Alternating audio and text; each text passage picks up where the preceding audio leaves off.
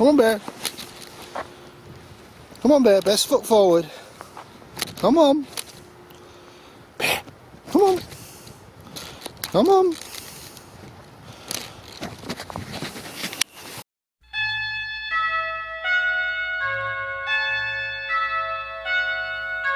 Merry Christmas, everybody, and a Happy New Year too.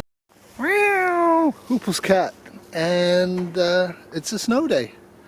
It's only a couple of degrees centigrade below freezing, but you think it was a new ice age in the way Mr Behr is. Anyway, he's out and about, and we're just going to wander around the area, see what we see. Bear, Bear, Bear, come on, Bear. Come on, Bear. Come on, Bear. You can do it, baby boy. Both hand control is required. So this is a new batting cage that they built in the park. What a great temporary jail, eh? I always look at stuff like this, it makes me kind of wonder. But yeah, batting cage would make a fairly decent jail if you needed to plot people in it for a while. Of course, jail, and even to some degree punishment, would require a lot of extra food calories and a large group, because in a global SHTF you can have the energy to feed people who've transgressed or you want to get rid of. I don't know. My advice is to avoid being in a jail at all times in SHTF. What a lot of people in America don't know about Canada is Canada's got a strong history of baseball. Canada also invented basketball, by the way. Baseball in Canada has got a long and noble history. Babe Ruth actually started his professional career in Toronto. And of course the Toronto Maple Leafs are two-time winners of the World Series. So the old scout hut they featured a little while ago has actually been torn down, and some of our Canadian geese are getting ready to split and head for warmer climes. So in terms of trapping and hunting, Canadian geese, which may or may not be behind me, are actually quite easy to catch. What you need to do is you need to build a sloping trench about a foot wide and put corn or birdseed going into the trench. When the geese gets to the far end of the trench, its head should be just about on level with the land, and then you can rush over there and club it to death. Not something I'd enjoy doing, but certainly Canadian goose provide enormous amount of calories.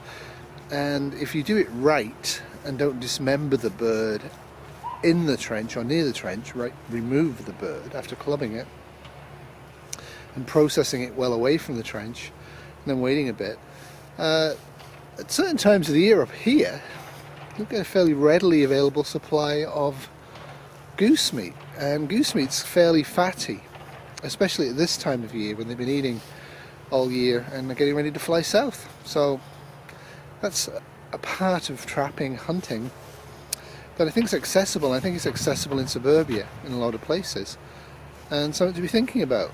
Look at how the First Nations people trapped and hunted and how they lived, because we might have to do that, hopefully not. This is actually the other side of the Fire Services Training Building, and just wanted to point out a few things. In grid down, the initial grid down, if you can find portable washrooms like the one over there, they may well be a ready supply of toilet roll and hand sanitizer early on. So you might want to consider knowing your area, knowing where stuff like this is. It's mandatory in Canada that, or at least in my part of Canada, that every construction project has one of these, and you have to pay for it as the homeowner. But a lot of places have them, and it might be a way of actually getting a huge stock of toilet paper and hand sanitizer and grid down without paying for it. The other thing, of course, with fire service training, stuff like this, is if it's not actually being occupied, this would probably be a very, very good source of extremely good break and entry tools and even escape ladders. And again, if it's not occupied and the world really has collapsed, getting in here early while other people are rushing to Costco and Walmart might be an idea, something to think about. So we're progressing slowly with Mr Behr, but I just wanted to show you this. I keep talking about water as not being a big critical issue for me, and this is one of the major reasons. Even in the suburban area, I literally have lakes, ponds and streams everywhere, and certainly have huge amounts of them in the rural property. So depending on where you live, that's going to set your priorities. Obviously if you live in Arizona, water is going to be a much more important critical factor to both store and treat. Up here, not so much. Treatment, yep, but it's relatively simple to get pretty clean sources of water and don't require huge treatment. Just a bit of sodas, plastic bag, plastic bottle, 2 days, 3 days in the sun, and there you go. Of course, if it's below freezing, you need to put those bottles in the sunlight somewhere they're not going to freeze, which is kind of an issue. But even on the worst winter up here, there are ponds and lakes, both in the area here, the suburban area, and in the bug out location, where I can fairly straightforwardly dig down and put a bucket down and get water. It's pretty much fresh. Like I say, I would treat it. There's a lot of beaver, not here, but there is a lot of beaver in the rural property. Isn't that magnificent? Of course, if you scrape the bark gently and use a little bit of it occasionally, you get a natural form of aspirin.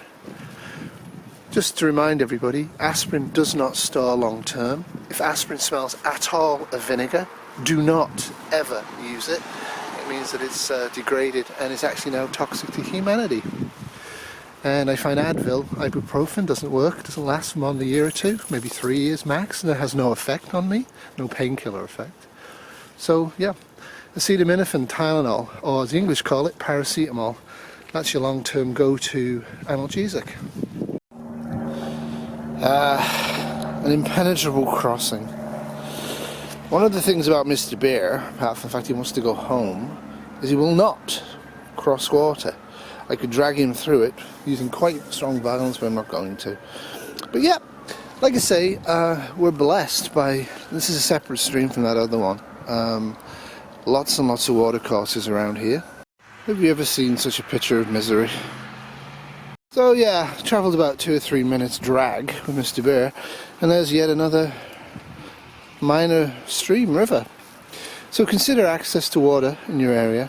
You don't want to be going through people's areas, but you might need some wire cutters, nothing fancy, to actually get access to the water. There's Mr Behr, still miserable.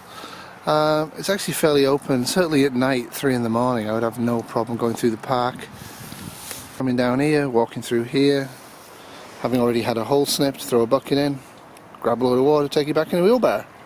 This is for Will, just in time prepping a Canadian home with, I don't think it is yellow, white birch, great 5-star. I don't know if you can see the snow. Beautiful day. There's Mr Bubs doing his bubbling. There he goes, bugging back. So I think the temperature of the planet's warming, and I think it's going to warm up a lot more than it already has. And I think, and I can give you a long scientific explanation about why, but I'm not going to. I think my winters are going to be quite dramatically cold. But I just wanted to say that this coat is working just super. Now into its second winter. It was a Wully, I did a review on it. And it costs a lot of money, but some things, if you spend a lot of money on them, if you can save up for it, last an awful long time. I expect this coat to last at least 10 years or more. She's actually probably more cost effective than buying a cheap version. And it's certainly lovely warm. I've just got I've got a t-shirt on underneath this, and it's -5 centigrade with a tiny bit of wind chill. What that is in American, I have no idea. You guys need to go metric. Well, we're just about finished the walk. There's the willow tree, bulrushes, which are sort of vaguely edible, a good fire starting material. Hope you guys enjoyed that Aboot with Hoople's Cat and Mr Behr. And remember, in SHTF, tomorrow will always be worse than today, unless you're prepared. Toodles.